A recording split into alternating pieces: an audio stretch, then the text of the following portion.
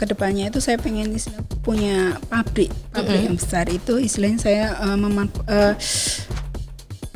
dari tenaga dari lingkungan sekitar saya, istilahnya untuk biar produktif istilahnya masyarakatnya.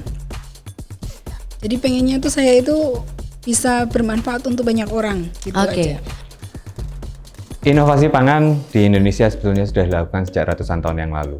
Di Keraton Jogja sendiri tercatat ada ratusan, bahkan mungkin mendekati angka 1000 menu-menu baru dibuat oleh para kreator inovator pangan dari zaman-zaman sebelumnya. Di mana para inovator pada saat itu berpikir bagaimana caranya menciptakan makanan yang memiliki rasa baru yang akhirnya akan bisa disukai oleh sultan yang bertahta untuk disajikan kepada para tamu-tamunya. Inovasi ini mestinya tidak berhenti, di mana kita sudah lebih global. Indonesia harus mengambil panggung yang lebih luas bagi inovasi pangan dan untuk gastronomi di dunia. Melalui Pangan Fest ini bisa menjadi batu loncatan untuk kita bisa meraih panggung yang lebih besar bagi pangan dari Indonesia.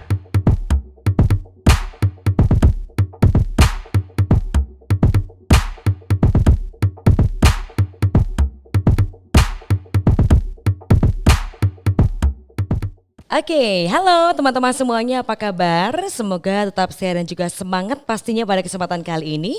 Dan senang sekali kembali kita boleh berjumpa, berdiskusi bersama di Foodcast, Forbil Food Podcast, Building for the Future Now. Dan pastinya pada kesempatan kali ini kembali kita akan berkolaborasi dan juga berdiskusi bersama dengan salah seorang narasumber kita, seorang inovator pangan yang berhasil melahirkan sebuah produk yang luar biasa tentunya dengan memanfaatkan kearifan lokal yang dimiliki, termasuk juga bagaimana bisa menjaga ketahanan pangan di Indonesia kita tercinta. Nah, pada kesempatan kali ini teman-teman semuanya, saya sudah bersama dengan seorang wanita cantik yang juga luar biasa, inovator pangan yang meracik rempah-rempah menjadi siap untuk dapat kita seduh dan juga tentunya kita nikmati. Kita akan berkenalan terlebih dahulu. Sudah bersama dengan saya di sini ada Mbak Diana. Oke, Mbak Diana dari dengan produknya Racik Sewu ya Mbak ya. Oke Mbak Diana, mungkin boleh kenalan dulu Mbak Diana dari mana datangnya? Oh iya, perkenalkan nama saya Diana. Saya dari Muntilan, Muntilan Magelang. Saya mempunyai produk Racik Sewu, ada beberapa varian. Jadi ada jeruk nipis, kunyit jeruk nipis, terus jahe kencur sama jahe merah aren. Oke, tapi kalau kita kenal sama Mbak Diana ya, ada lagunya ya Mbak ya. Diana, kekasihku. Oke, baik Mbak Diana. Ini tadi kan Racik Sewu ini adalah racikan dari rempah-rempah ya Mbak. Di daerah Muntilan. Oke, sebelum kita mungkin cerita lebih lanjut, tadi Mbak Diana sudah sempat bilang ada beberapa macam produknya. Kemudian juga jenis-jenisnya sudah diceritakan juga. Ini mungkin sudah sejak tahun berapa Mbak Diana membuat Racik Sewu ini? Dari 2018. Tapi awalnya saya bikin yang cair, Mbak. Iya, dari bikin yang cair itu kayak beras kencur, kunyit asam itu. Nah, terus kebetulan itu ada yang suka. Tapi kan untuk yang cair itu kan tidak tahan lama, cuma 18 jam di suhu ruang. Nah, terus minta dibikinin yang serbuk. Nah, terus mau dibawa ke Jakarta itu, karena kan kalau dibawa ke Jakarta kan nggak awet kalau yang minuman. Nah, itu awal mulanya serbuk itu dari itu. Tapi awalnya hanya untuk konsumsi pribadi atau memang sudah ingin menekuni usaha ini Mbak Diana? Sebenarnya saya awalnya itu saya jualan rempah-rempahnya Mbak. Oh, malah rempah-rempahnya ya? Saya jualan rempah-rempahnya, terus karena saya kan dulu jualannya di Pasar Muntilan.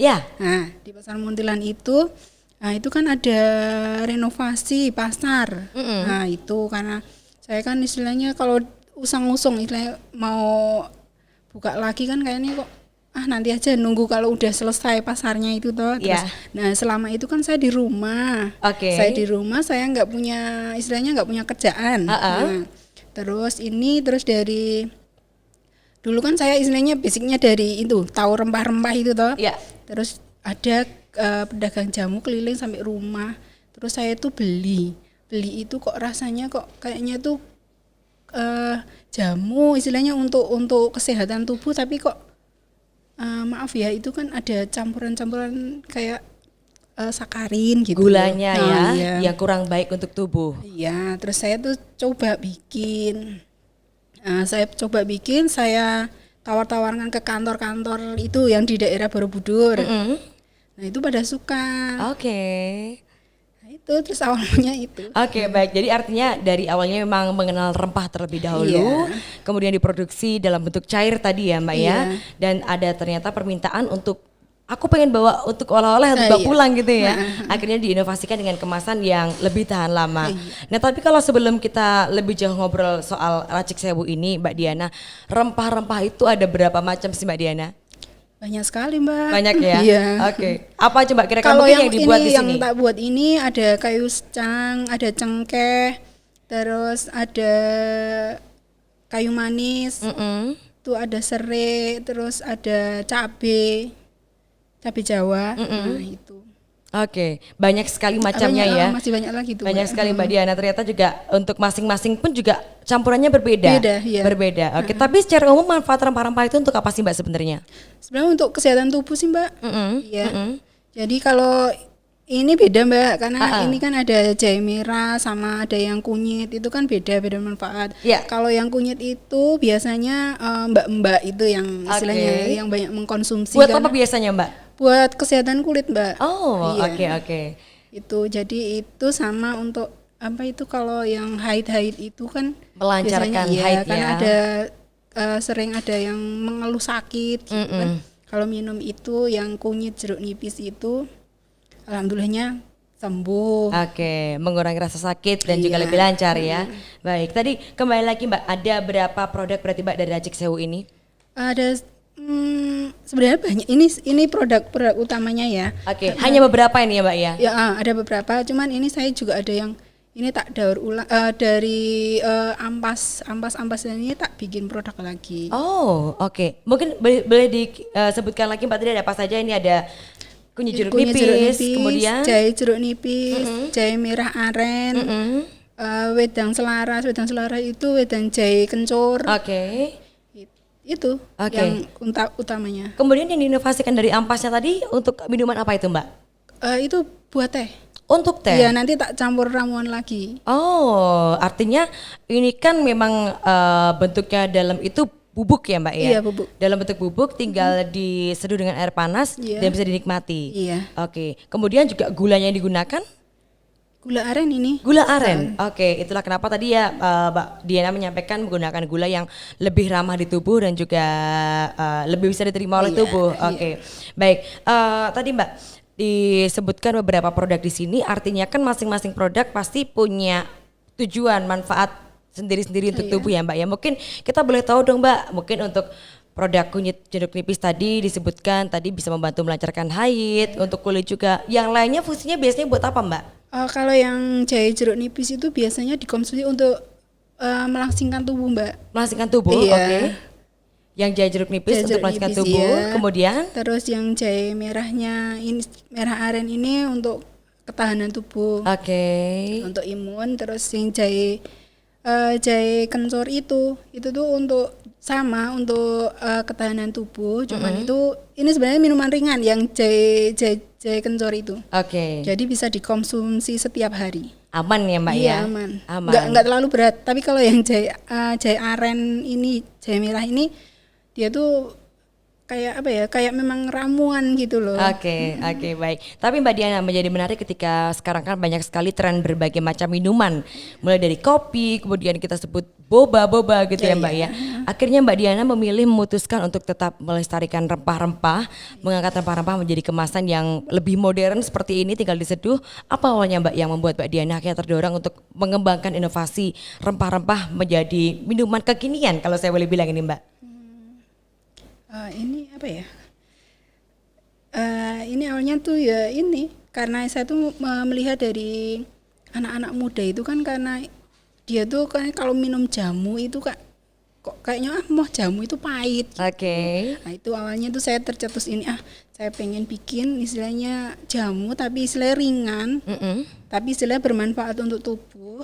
Terus anak muda juga suka gitu. Oke, jadi memang lebih acceptable ya Mbak ya, bisa diterima oleh anak-anak muda. Makanya kemasannya juga menarik kalau saya lihat ini ya Mbak ya. Biasanya kan kita menemukan kemasan seperti ini di kopi-kopi kekinian, tapi jamu ternyata bisa dikemas dengan lebih cantik dan juga menarik seperti ini. Biasanya Mbak kalau bisa diceritakan untuk konsumennya dari mana saja Mbak Diana?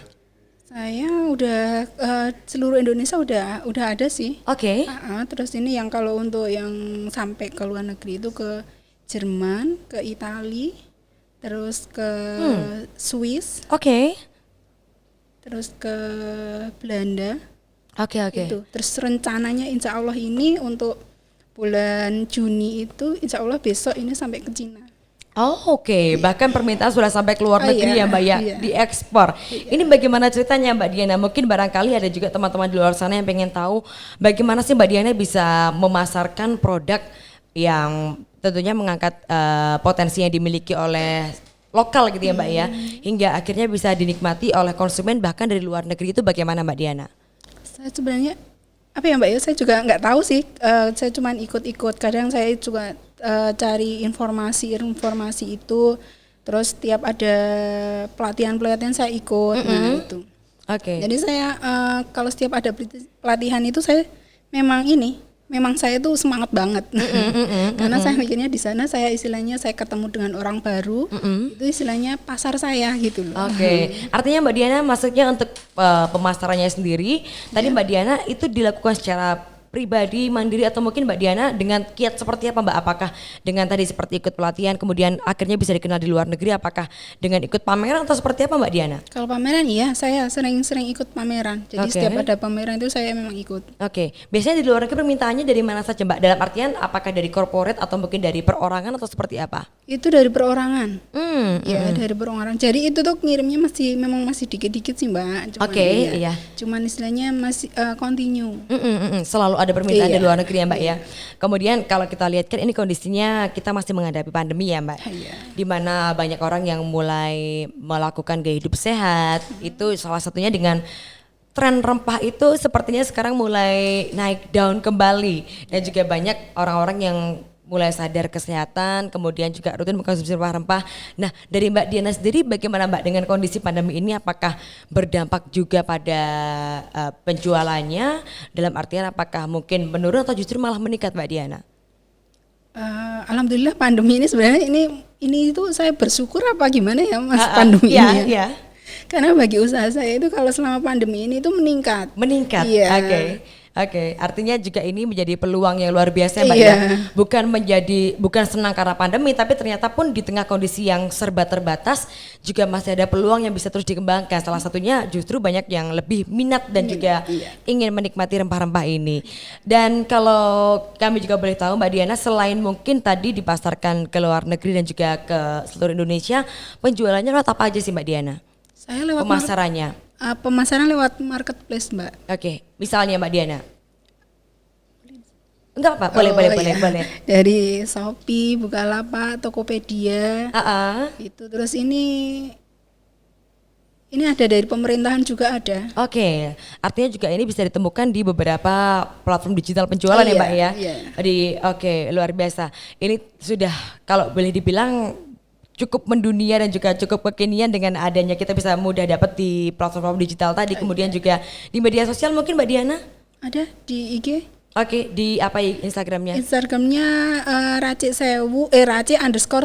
Raci_Sewu. Oke, baiklah. Mbak Diana tadi mungkin sempat disebutkan beberapa rempah-rempah yang digunakan untuk membuat formula ini. Mungkin masing-masing ini biasanya terbuat dari berapa rempah-rempah Mbak Diana? Kalau yang untuk kunyit jeruk nipis cuman kunyit sama kunyit jeruk nipis aja. Oke. Kemudian mungkin untuk yang lainnya campuran beberapa rempah-rempah? Sebenarnya lebih banyak yang jahe kencornya itu rempah-rempahnya paling banyak. Oh, ada berapa macam rempah di situ Mbak? Itu ada sekitar 15-an. Oh, 15 rempah-rempah. Iya. Baik, dan bisa langsung diseduh. Ini langsung seduh Mbak ini berarti ya? Iya. Untuk satu takaran? Iya. Kalau untuk yang kemasan pouch ini biasanya digunakan untuk berapa kali seduh? Itu untuk 5 gelas. 5 gelas. Sekali seduh berapa sendok Mbak biasanya? Tergantung selera sebenarnya Mbak. Kalau istilahnya suka manis itu bisa sampai 2 sendok. Tapi kalau misalnya nggak suka manis, 1 sendok udah terasa rempahnya. Oke, berarti ini juga tersesuai, kembali lagi sesuai selera. Iya. Dan juga untuk konsumsi ini tidak perlu menambahkan gula lagi, karena sudah cukup manis dari serbuk yang bisa langsung kita seduh ini Mbak Diana ya. Ada nggak sih Mbak Diana mungkin tantangan atau kesulitan yang Mbak Diana jumpai ketika memasarkan produk rempah? Karena kan memang agak sedikit menantang ya Mbak ya, ketika produk rempah ini tadi Mbak Diana sempat bilang mungkin anak muda nggak banyak yang kenal rempah-rempah, mungkin anak muda nggak banyak yang nggak kayak kopi yang sekarang mungkin lagi kekinian banget, atau mungkin juga boba-boba yang sekarang jadi kayak minuman anak muda banget, tapi ternyata juga banyak kaum muda yang suka minum rempah-rempah. Ada nggak Mbak Diana tantangannya dalam memasarkan produk ini? Tantangannya apa ya Mbak? Ini tuh sebenarnya orang tuh kalau anak muda memang dia tuh istilahnya jamu itu tuh istilahnya nggak enak, pahit gitu kan. Jadi setiap saya itu istilahnya ngasih ke anak muda, dia istilahnya memandang sebelah mata, kayaknya jamu paling rasanya seperti itu gitu. Jadi istilahnya saya memang tantangannya ini ke anak muda memang. Jadi biasanya konsumennya kebanyakan usia berapa Mbak? 30 ke atas. Oke. Jadi yang untuk anak muda yang ABG itu belum. Karena istilahnya masih kekunoan mungkin kalau jamu. Kekunoan, tapi ternyata khasiatnya luar biasa ya Mbak ya dari rempah-rempah di Racik Sewu ini. Mbak Diana mungkin untuk produksinya sendiri rempah-rempahnya dapat dari mana Mbak Diana? Sekitar Magelang aja Mbak. Oke, berarti juga memanfaatkan sumber daya yang ada di sekitar Magelang ya. Dari berbagai macam rempahnya memang mengambil dari petani atau produk atau menanam sendiri Mbak Diana? Dari petani.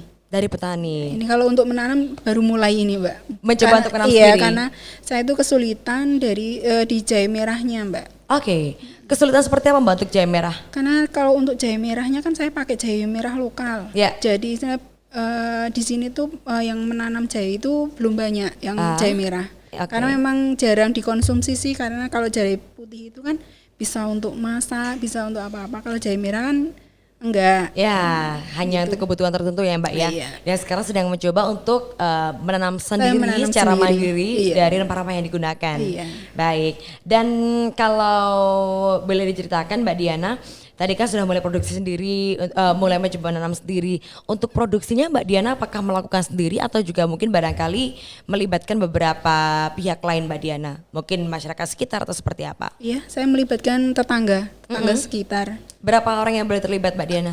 5 orang. 5 orang? 5 orang. Oke, itu untuk produksi biasanya sebulan berapa produksi Mbak Diana? Saya untuk sebulan per item itu 3.000 biji. 3.000 pieces. 3.000 pieces. Untuk semua per item itu artinya misalnya kalau jeruk nipis 3.000 pieces. Kemudian untuk jenis yang lainnya juga 3.000 pieces 3.000 pieces iya. Luar biasa. Selama pandemi ini Mbak. Selama pandemi ini berarti jadi berkah tersendiri Mbak Diana ya. Dulu pernah expect nggak Mbak akan setinggi ini permintaannya? Enggak. Tidak pernah berpikir seperti ini. Oke, apalagi dulu mungkin ketika awalnya memang hanya menjual rempah-rempah saja, terus akhirnya mencoba inovasi seperti ini, gak nyangka ternyata permintaannya banyak banget ya Mbak ya. Dari mungkin sebelum pandemi sampai sesudah pandemi ini meningkatnya berapa kali lipat Mbak Diana? Hampir 200% Mbak. Hampir 200%, luar biasa. Ini mungkin kalau ada beberapa yang terdampak turun ya Mbak ya, mengalami penurunan, ini justru malah meningkat. Apalagi mungkin di awal-awal pandemi itu banyak sekali yang trennya yang mungkin gak pernah minum jamu jadi minum jamu ya Mbak ya. Luar biasa 3.000 pieces padahal per itemnya, padahal ada berapa item Mbak tadi? 4 item. 4 item artinya 12.000 pieces. Luar biasa sekali Mbak Diana.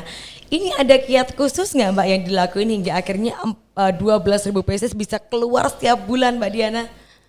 Kalau kiat khusus enggak sih Mbak, cuman nggak tahu. Ini saya cuman rajin iklan lah istilahnya, rajin promosi itu terus banyak terus langsung. Tapi saya masuk ke pemerintahan gitu, jadi saya memang minta tolong untuk bantu mengiklankan, mempromosikan produk saya gitu. Oke, jadi dari government memang banyak juga yang ternyata suka dengan produk ini ya Mbak, apalagi ini juga menggunakan sumber daya lokal, melibatkan masyarakat sekitar dan juga mengangkat rempah sebagai warisan yang kita miliki untuk dinikmati lebih banyak orang. Kebanyakan permintaan dari daerah mana Mbak Diana? Untuk itu? Indonesia ini. Jadi rata. Rata. Oke, di seluruh Indonesia. Iya. Baik, luar biasa. Ternyata Jakarta yang paling banyak, Mbak. Jakarta paling banyak Iya. ya.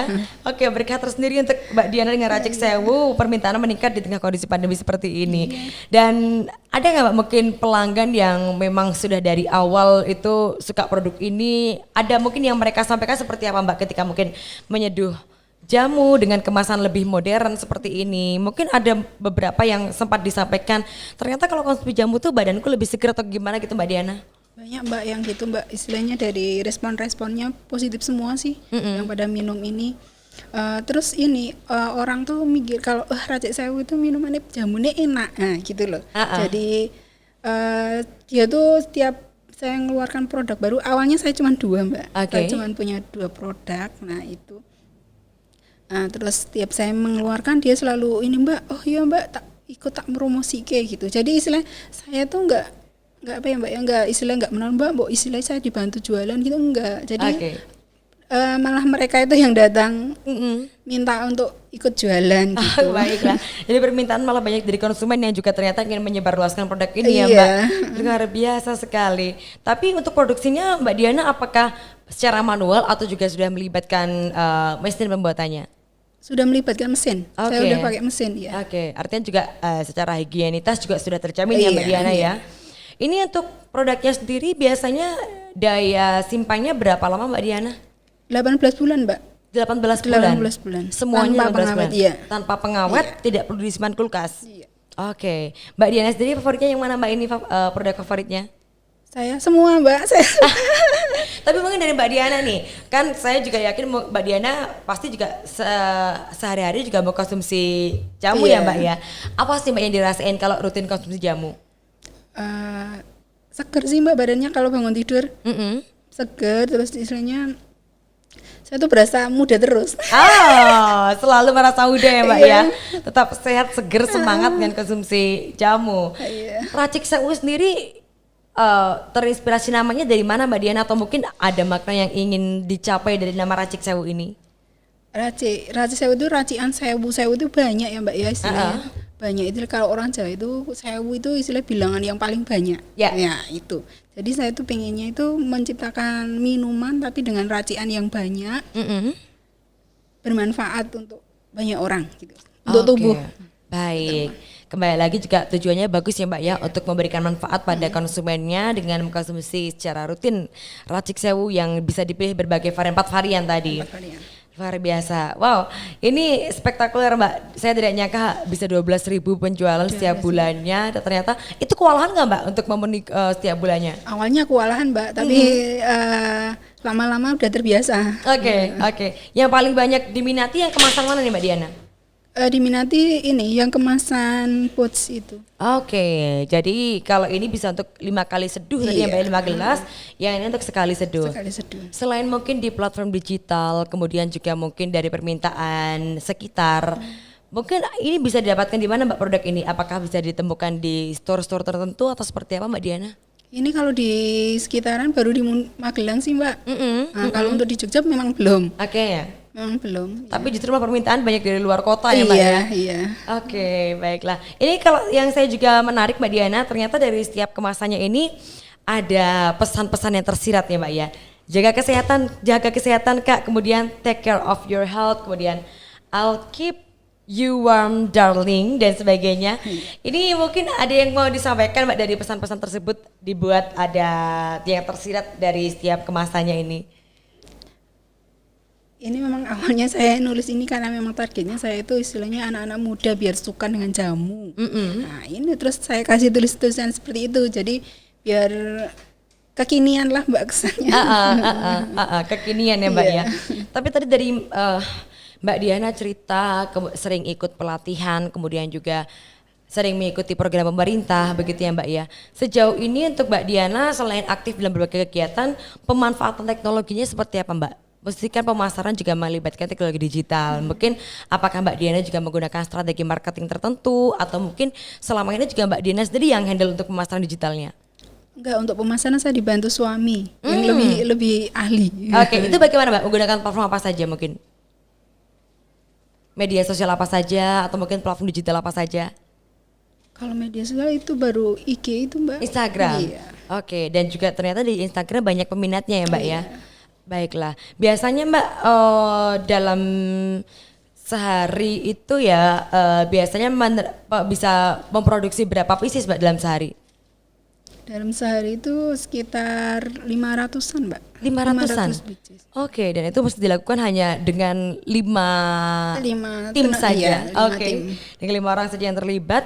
Mbak Diana sekarang masih juga terjun langsung untuk pembuatannya? Saya masih terjun langsung ya. Saya untuk istilahnya melihat hasilnya sebelum di packing gitu. Oke. Kemudian Mbak Diana, apakah dengan artinya kan dengan memproduksi ini secara tidak langsung Mbak Diana juga sudah melibatkan membuka lapangan pekerjaan untuk orang-orang lain. Ini ada nggak Mbak Diana mungkin kedepannya nanti pengen nih lebih bisa melibatkan banyak orang lagi, atau mungkin apa sih Mbak Diana yang menjadi target dari Racik Sewu ini?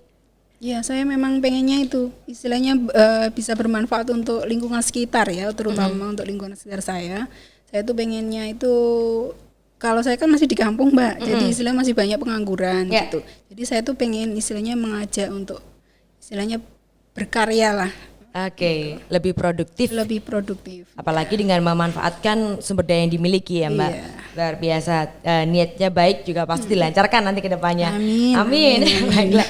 Oke Mbak Diana, tapi kalau saya melihat juga jamu itu kan pasti juga gampang-gampang susah untuk ngemasnya ya Mbak.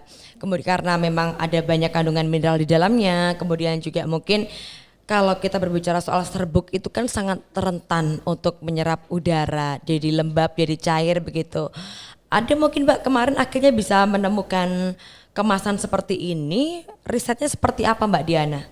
Oh, saya risetnya berkali-kali Mbak ini Mbak. Istilahnya enggak cuma sebulan 2 bulan itu istilahnya jadi seperti ini. Dari dulu itu kemasan yang udah ada klipnya sebenarnya. Zip itu ya Mbak ya? Iya.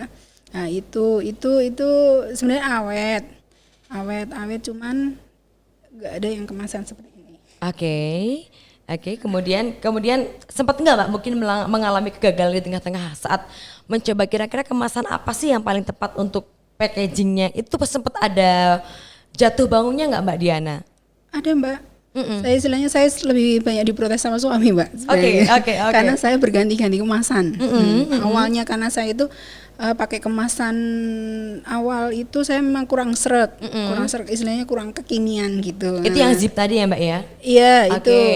Kemudian berganti menjadi apa Mbak? Berganti terus ini saya ke kardus.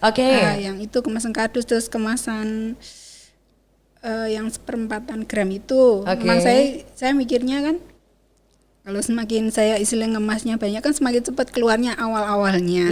Nah, tapi itu peminatnya sedikit. Nah itu terus saya istilahnya memutuskan untuk yang kemasan 100 gram ini. Ya, alhamdulillah malah banyak yang minat ya Mbak iya. ya. Baik, tapi ini kan artinya kalau saya lihat Mbak Diana ini ada yang kemasannya ini plastik ya Mbak ini ya.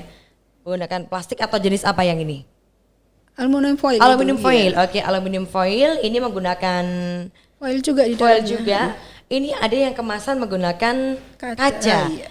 Bedanya ada nggak Mbak? Mungkin dua kemasan ini yang menggunakan pouch dan juga menggunakan kemasan kaca. Bedanya di kemasan ini karena kalau yang untuk kaca ini biasanya untuk parcel-parcel itu untuk hadiah. Oh, tapi beratnya samakah Mbak Diana? Beda. Kalau yang kemasan kaca itu 150 gram Mbak. Untuk yang ini 100 gram. Yang kemasan sekali seduh 25 gram. Dibanderolnya berapa Mbak Diana? 20.000. 20.000 untuk yang kaca. Untuk yang kaca? Iya. Sangat terjangkau ya Mbak ya? 20.000 untuk yang kaca, kemudian yang kemasan pouch? Itu 15.000. 15.000, kemudian yang sekali seduh? 5.000. 5.000, oke luar biasa. Dan dengan harga yang cukup terjangkau, kita bisa mendapatkan benefit luar biasa dari rempah-rempah di sini. Ini suatu inovasi yang sangat-sangat istimewa Mbak Diana ternyata ya. Kalau saya lihat secara pribadi kemasannya begitu premium, tapi dengan harga yang sangat bisa dijangkau, artinya semua kalangan bisa menikmati produk ini Mbak Diana. Biasanya Mbak Diana, yang paling membuat Mbak Diana ini merasa dalam artian tadi kan sempat bilang kerjasama dengan suami pemasarannya, kemudian untuk kadang Mbak Diana sering diprotes karena kemasannya dan sebagainya. Iya, Itu awal-awalnya. Iya, dinamikanya kan begitu banyak Mbak Diana ya. Apa sih Mbak yang biasanya menjadi tantangan ketika ini kan suatu tantangan juga ketika akhirnya bekerja bersama dengan suami, saling membangun untuk bisa menghasilkan produk yang sedemikian cantiknya. Ini tantangannya seperti apa Mbak Diana? Apakah mungkin apa sih yang biasanya bikin kayak bukan berantem ya, lebih kayak kasih pendapat dan aku pokoknya mas seperti ini gitu, biasanya bagian apa Mbak Diana? Bagian produksi. Iya. Misalnya Mbak Diana, Saya misalnya. tuh pengen istilahnya saya tuh mengeluarkan produk baru itu suami saya udah fokus ini kan, saya tuh mikirnya biar ada varian, biar orang itu istilahnya kalau bosen yang kunyit atau bosen yang jeruk nipis itu ada varian lain gitu. Nah itu suami protes. Ini dulu gitu ya, iya, yang ini fokus dulu gitu. Fokus dulu. Nanti takutnya nanti kalau istilahnya pesanannya itu bareng-bareng nanti kewalahan. Oke. Tapi pernah Mbak mengalami kewalahan menerima pesanan? Iya, awal-awal pandemi ya. Itu sudah melibatkan 5 orang lainnya atau baru Tambah dikerjakan sendiri? Sudah melibatkan? Iya, sudah melibatkan. Biasanya Mbak, karena kalau rempah-rempah itu dari bahan bakunya sendiri untuk mendapatkannya cukup mudah atau kadang ada musiman juga sih Mbak Diana? Kalau remah enggak ada musimnya. Jadi istilahnya setiap saat ada. Relatif stabil ya Mbak ya? Untuk Cuman harganya yang enggak stabil. Biasanya dipengaruhi apa Mbak Diana untuk harga rempahnya? Tren sih sebenarnya kemarin dari jahenya itu dipengaruhi dari trennya. Kemarin kan awal-awal pandemi itu kan banyak yang produksi jahe itu tuh istilahnya usaha dadaan itu tuh bikin minuman jahe itu. Nah itu langsung melejit. Oke. Isu sebenarnya. Isu. Harganya langsung naik ya Mbak waktu itu ya. Bahkan kalau nggak salah mencapai sekian ratus ribu rupiah per kilogram. Itu juga akhirnya gimana Mbak dengan harganya? Apakah berpengaruh juga? Enggak, saya tetap harganya iya. Oke, baik. Tapi untuk Mbak Diana sudah punya langganan ya Mbak untuk bahan bakunya biasanya ambil di mana gitu? Iya, saya langsung dari petani Mbak. Langsung dari petani di daerah Muntilan. Iya, daerah ya, sekitaran Borobudur. Oke. Ini Mbak Diana, untuk pemilihan rempah sendiri itu ada juga nggak sih Mbak tips and triknya untuk memilih rempah yang baik diolah itu seperti apa? Karena kan mungkin berbeda-beda Mbak, namanya tanaman itu kan nggak selalu sama kondisinya. Mungkin Mbak Diana sendiri untuk memilih rempah itu adakah standar yang ditetapkan oleh Mbak Diana? Kalau saya untuk jahenya itu usia minimal 10 bulan itu baru bisa dikonsumsi. Kalau misalnya kurang dari itu saya nggak pakai. Oke. Jadi minimal 10 bulan. Minimal 10 bulan baru bisa untuk digunakan dikonsumsi. Oke. Baiklah, 10 bulan itu ada mungkin taste-nya berbeda juga Mbak Diana ya? Rasanya berbeda? Iya. Oke. Ini kalau orang nggak tahu rempah kan mungkin asal-asal ngambil beda juga nanti ya Mbak ya. Ternyata ada usia tertentu dari rempah-rempah yang punya cita rasa tersendiri, kekhasan tersendiri. Mbak Diana, mungkin kalau Mbak Diana kita boleh bilang kan juga salah satu UMKM yang cukup membanggakan kita karena dengan rempah-rempah ternyata dikenal oleh dunia. Mbak Diana sendiri melihat UMKM, potensi UMKM di Indonesia seperti apa sih Mbak sekarang? Sekarang dari pemerintah memang baru disorot, diangkat ya untuk UMKM-nya. Jadi istilahnya suka sih istilahnya dengan karena pemerintah itu memperhatikan UMKM yang ada di Indonesia ini terutama ya. Iya. Jadi lebih semangat untuk majunya itu ada. Oke. Kalau untuk Mbak Diana melihat dalam artian di Indonesia kan banyak berkembang UMKM, entah itu di bidang makanan, industri kreatif dan sebagainya. Mbak Diana melihat potensi seperti apa sih Mbak untuk UMKM di Indonesia? Karena kita tahu kan Indonesia ini banyak sekali potensi yang dimiliki ternyata. Mungkin Mbak Diana merasa ini bisa menjadi potensi yang terus dikembangkan atau mungkin ternyata juga banyak sekali sumber daya yang belum diolah secara maksimal di Indonesia ini, atau bagaimana Mbak Diana? Sebenarnya udah istilahnya udah cukup baik sih Mbak ya untuk UMKM yang ada di Indonesia ini. Tapi untuk yang pengembangannya sebenarnya anak-anak muda sih sebenarnya yang potensinya sebenarnya yang lebih besar sih. Artinya ada ini nggak Mbak Diana? Ada pingin untuk dalam artian training, bukan training ya, tapi mengajak anak-anak muda terlibat dalam produksi pembuatan ini, ada arah ke situ nggak? Ada. Memang saya istilahnya ini saya tuh pengen melibatkan anak muda yang di sekitar kampung saya, istilahnya di desa saya itu, karena untuk mengolah limbah dari jahe tersebut. Karena memang saya udah punya gambaran ini mau tak olah seperti apa. Untuk sementara ini kan untuk limbahnya ini kan saya olah jadi hiasan itu. Hiasan apa Mbak Diana kalau boleh tahu? Seperti kayak keset, kayak apa itu dari limbah jahenya, terus dari limbah kunyitnya saya ramu lagi jadi masker, jadi masker. Ternyata juga sudah produksi juga ya tuh Mbak Diana? Itu dikit-dikit ya memang ya. Karena ini saya memang terbatas dari pemasarannya sih ya Mbak ya. Saya istilahnya fokus ke ini, itu memang belum. Tapi kedepannya mencoba untuk diinovasikan ya Mbak ya, untuk sisa limbahnya supaya tetap bisa digunakan tanpa tersisa dimanfaatkan. Luar biasa, ternyata juga dari limbah yang sudah tidak terpakai masih bisa dioptimalkan lagi manfaatnya. Baiklah, tapi kalau saya penasaran tadi Mbak Diana sempat menyampaikan ada teh yang dibuat dari limbah apa tadi? Limbah jahenya. Limbah jahe, itu teh apa Mbak Diana? Apakah juga tinggal diseduh? Serbuk juga kah? Teh celup. Itu sudah ada sekarang Mbak Diana? Ada tapi saya nggak bawa. Oh, baiklah. Dibuat teh dari ampasnya. Nanti saya campur daun mint, saya campur serai, macam-macam nanti. Oh, baik. Dan itu juga banyak yang suka Mbak Diana? Iya. Rasanya seger. Seger, hangat. Dan ternyata juga bisa menambah daya tahan tubuh? Iya. Oke, baiklah. Ini juga ternyata bisa jadi habit yang bagus ya ketika kita konsumsi jamu secara rutin, sekali lagi tetap bisa diterima oleh tubuh dan juga aman dikonsumsi setiap hari, dan benefitnya adalah kita bisa menjaga daya tahan tubuh apalagi di tengah kondisi pandemi seperti ini. Mbak Diana, mungkin 10 tahun atau 15 tahun ke depan nanti yang menjadi harapan Mbak Diana apa sih terhadap mungkin khususnya Racik Sewu yang saat ini masih terus dikembangkan oleh Mbak Diana, atau mungkin juga terhadap industri UMKM di Indonesia? Harapannya seperti apa Mbak Diana? Untuk saya ke depannya itu saya pengen punya pabrik yang besar. Itu istilahnya saya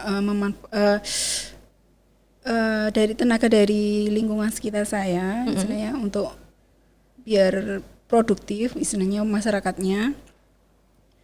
Jadi pengennya tuh saya itu bisa bermanfaat untuk banyak orang gitu aja. Lebih bermanfaat untuk banyak orang. Nah mungkin Mbak Diana untuk teman-teman di luar sana juga mungkin masih belajar bersama untuk mengembangkan UMKM-nya, kemudian juga yang mungkin sedang merintis usaha UMKM-nya dan juga mungkin sedang mencoba untuk menginovasikan produk-produk atau barangkali juga pangan di Indonesia. Ada nggak Mbak Diana mungkin pesan-pesannya yang lagi awal merintis mungkin masih bingung, mungkin ada nggak kiat-kiatnya, tips and trik dari Mbak Diana untuk bisa mengembangkan usaha yang dimiliki? Istilahnya pengalaman saya pribadi dulunya memang istilahnya dari awal itu memang kalau usaha itu semangatnya besar ya Mbak ya. Tapi istilahnya kadang kalau orang itu kalau produknya itu nggak laku-laku udah langsung down. Nah, itu kalau saya itu istilahnya saya sebenarnya sama suami saya itu memang beda istilahnya beda prinsip, karena kalau saya itu pengen saya menciptakan sesuatu produk harus. Nah, kalau saya gitu. Jadi ya harus. Jadi saya tuh istilahnya kalau produk saya memang awalnya enggak terus langsung pesat laku gitu. Ya enggak. Nah, terus saya tetap optimis, saya tetap bertahan, saya tetap rajin promosi, tetap fokus. Nah, saya itu mencari istilahnya kelebihan dari produk Racik Sewu itu sendiri. Jadi istilahnya saya kalau untuk di luar memang istilahnya banyak pesaing ya Mbak ya. Jadi kalau menurut saya itu memang kita harus sebenarnya lebih fokus ke produk kita sendiri aja. Jadi jangan melihat yang di luaran. Baiklah, artinya kita sebisa mungkin lebih menggali potensi yang kita miliki dan juga mungkin fokus ya Mbak ya. Kuncinya adalah fokus. Fokus karena dari awal juga Mbak Diana fokus terhadap apa yang ditekuni dan ternyata di luar ekspektasi ya Mbak ya. Dalam sebulan sekali lagi bisa mencapai 12.000 permintaan untuk dikonsumsi oleh masyarakat. Luar biasa Mbak Diana. Terima kasih sharingnya pada kesempatan kali ini, dan sekali lagi tadi Mbak Diana mungkin kalau teman-teman di luar sana pengen juga mendapatkan produk ini atau mungkin pengen mengenal lebih dekat dari Racik Sewu, bisa cari tahu kemana Mbak Diana? Bisa di marketplace ada, dipantengin IG-nya juga ada. Tadi Racik_Sewu. Bisa main ke rumah juga. Oh bisa ya, terbuka ya Mbak Diana ya. Tadi di Muntilan. Iya di Muntilan. Di Muntilan daerah mana Mbak Diana? Daerah Taman Agung. Taman Agung Muntilan. Oke. Jadi silakan mungkin kalau yang pengen tahu lebih lanjut lagi. Mau belajar juga boleh. Bisa Mbak Iya, Diana bisa. ya. Belajar mengolah rempah-rempah. Iya. Oke, silakan nih, ternyata Mbak Diana begitu terbuka untuk teman-teman yang pengen belajar atau mungkin tahu lebih lanjut seputar rempah-rempah, bagaimana mengolahnya dan juga mungkin termasuk bagaimana bisa mengemas dan memasarkan rempah-rempah menjadi lebih menarik lagi. Silakan langsung saja datang ke Mbak Diana ya, atau silakan dilihat di Instagram di @racik_sewu. Yang penasaran pengen cipin rasanya juga langsung bisa dibeli di marketplace ataupun juga langsung bisa melalui Instagram dan juga media sosial lainnya. Terima kasih Mbak Diana untuk sharingnya kali ini. Semoga Racik Sewu semakin bermanfaat untuk banyak orang Mbak Diana ya. Karena sekali lagi kita masih bersama-sama menghadapi kondisi pandemi. Kita berharap tentunya dengan minuman yang menyehatkan Racik Sewu khususnya pada kesempatan kali ini bisa menjaga daya tubuh kita dan juga tetap membuat kita terjaga staminanya di tengah kondisi yang masih menjadi keprihatinan kita bersama. Dan yang jelas apapun kegiatannya tetap perhatikan protokol kesehatan dan jangan lupa jaga terus kesehatan dan juga imun Anda. Terima kasih teman-teman semuanya yang sudah menyaksikan dan juga bersama-sama dalam podcast kali ini, di edisi kali ini sekali lagi bersama dengan Mbak Diana dari Racik Sewu. Silahkan untuk Anda yang pengen kenal lebih dekat dengan Foodcast, Forbil Food Podcast, Anda bisa langsung membuka Instagram maupun juga di YouTube di Forbil Foodcast, atau silakan diakses di website di www.forbil.id. Terima kasih untuk kebersamaannya kali ini dan sampai jumpa di edisi berikutnya. Bye bye.